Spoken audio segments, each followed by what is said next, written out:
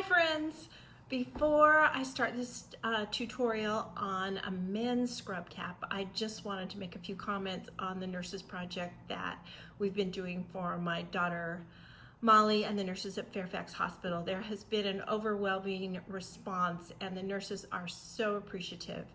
Molly told me that the nurses' morale is up and they love all the colorful caps and they just feel like the community cares about them and are so grateful that you're willing to put your time and effort and materials into making things that will protect them and make their job a little bit easier.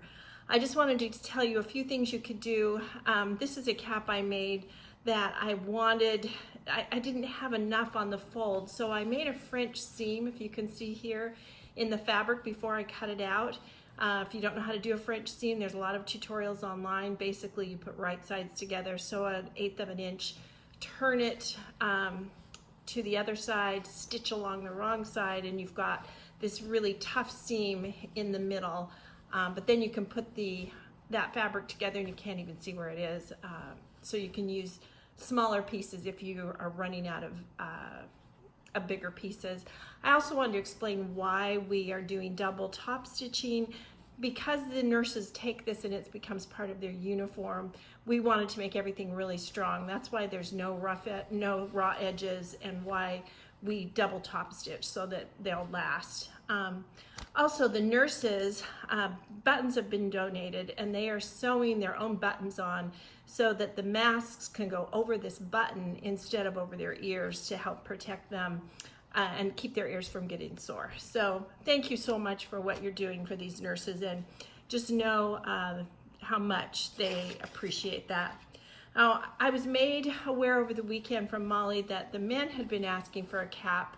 So this is a scrub cap that I got the pattern off the internet, and I've done a few changes to it so that it's completely reversible, no raw edges, and it's pretty easy to do. So that's what this tutorial is going to teach you.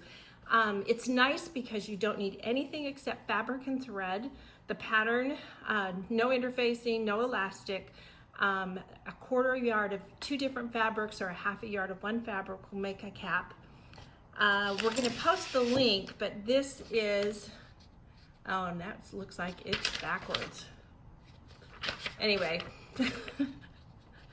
that's the link backwards to Lifebox and the particular link where you can get this pattern.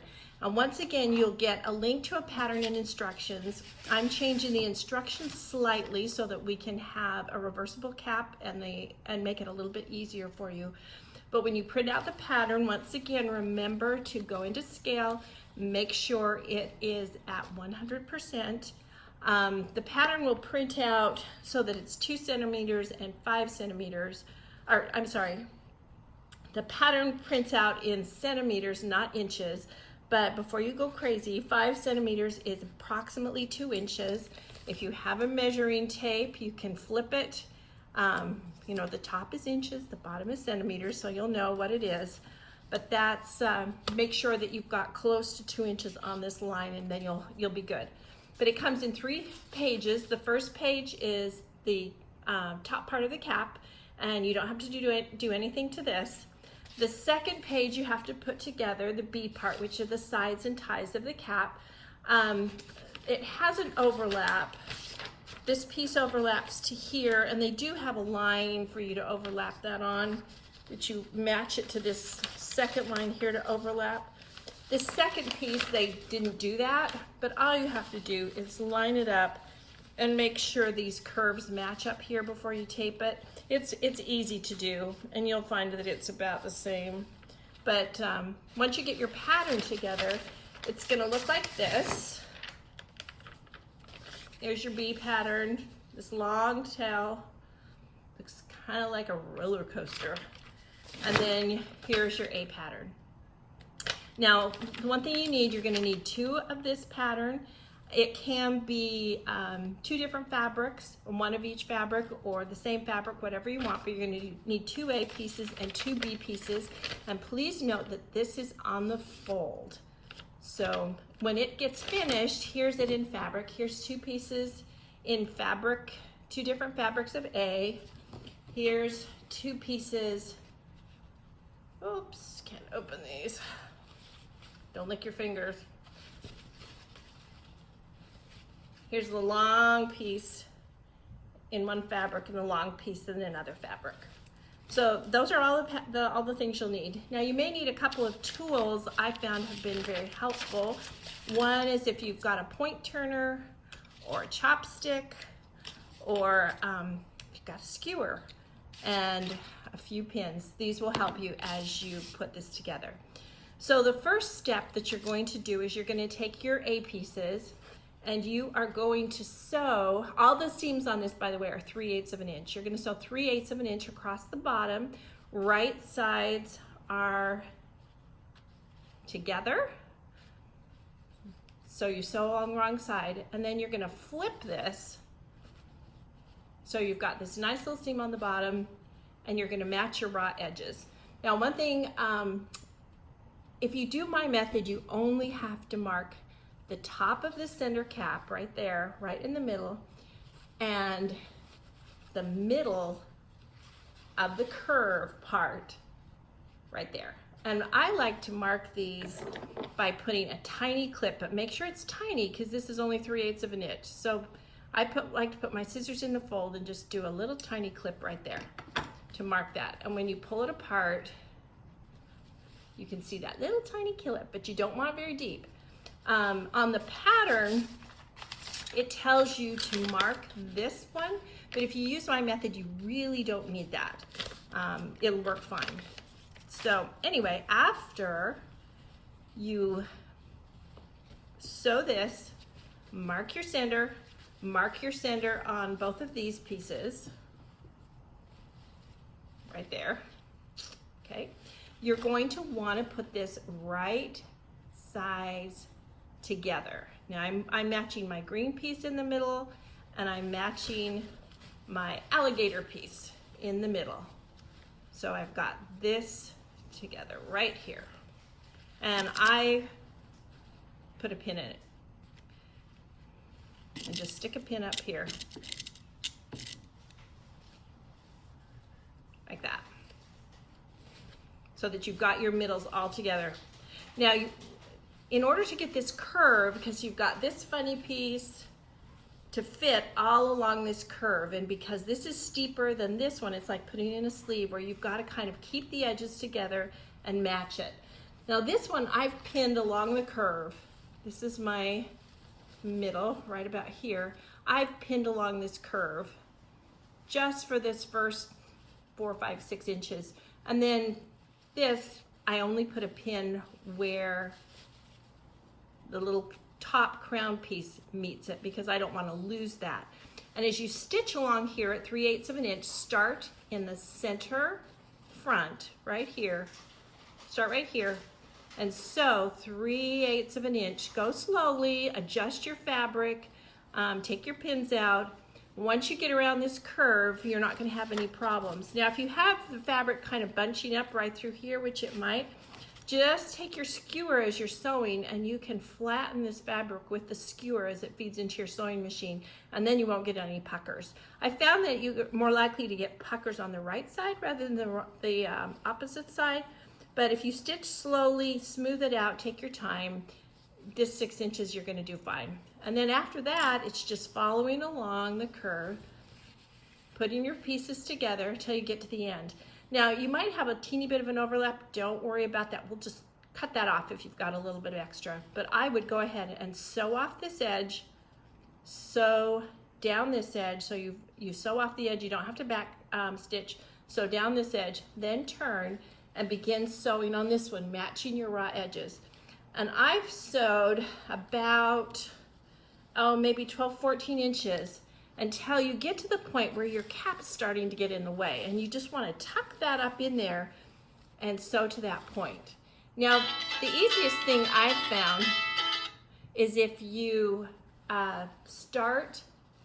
flip it over, start back at the middle, and do exactly the same thing on the other side. And you're gonna match these edges. This is kind of pinned together a little bit. Match them, go down here, Make sure you catch your cap in here. My cap's right there. I haven't pinned this, but you're gonna match this down here and continue sewing as you match it. Get down to the end on this one. Sew to the end. Put these together. If it's a little bit longer, snip off the longer one. Stitch up here, across here, and then begin stitching this way. Now this one gets a little tricky because as you get into the body of the cap, you're gonna have this hot mess again. But you wanna keep stitching and pulling these raw edges together and stitching until you get about a hand width from where you ended. Now I'm gonna show you, this is kind of the hot mess of what it's gonna look like.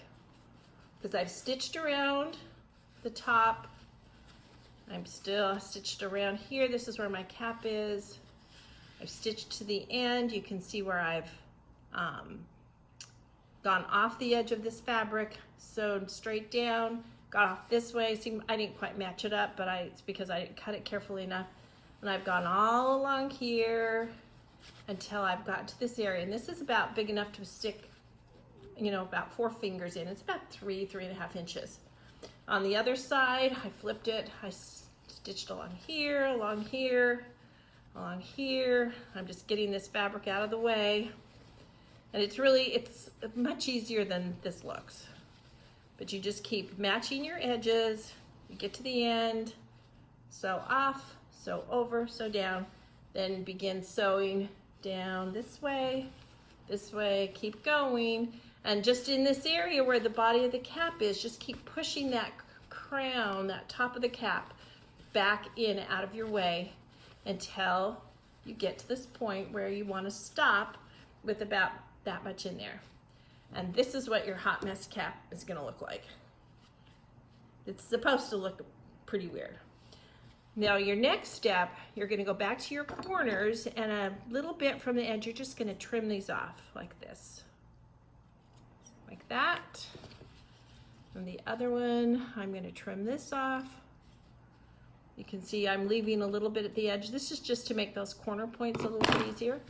And now you're going to turn it, and this is what takes a little bit of time. You're just going to start going like this. When you get to a certain point, you might want to use your skewer to push this up, and just keep pushing as it gets narrower. It gets a little bit tougher.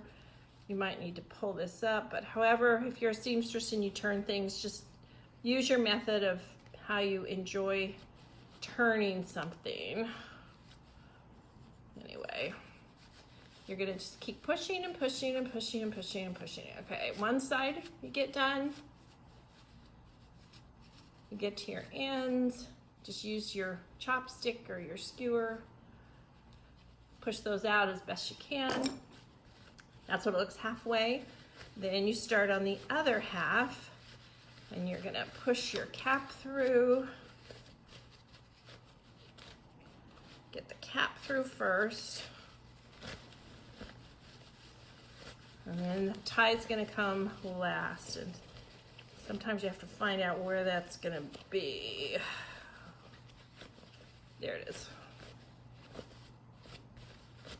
Okay, there's the body of my cap coming through. And here's my other tie coming through. It's just, this is just a really cool, fast little pattern. You could make these probably faster than the nurse's caps once you get the hang of it. Just practice it the first time. And okay, I'm just about ready to stick find my hole. There it is. Stick my chopstick up through here and start working this out. Push this up. Okay.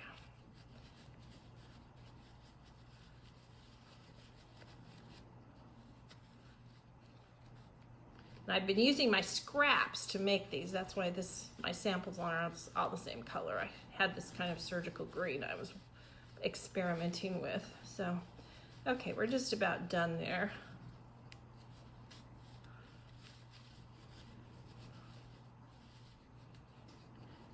This is real-time turning, so this is going to take you longer than stitching probably. There we go, got it.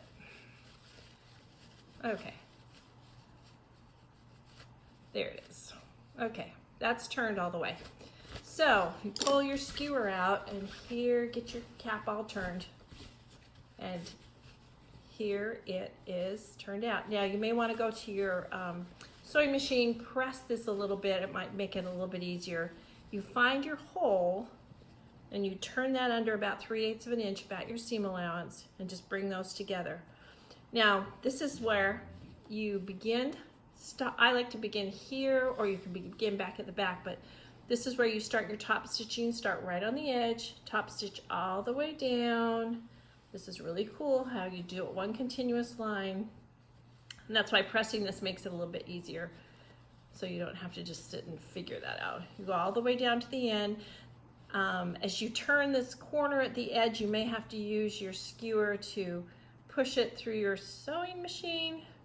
Your sewing machine wants to just stay right in that corner, so you can use a skewer to help your sewing machine, or lift up the presser foot and move your foot a little bit. But you're going to stitch down, down, down and around, keep going up to the back, across the back, and then you're going to start down the other tie.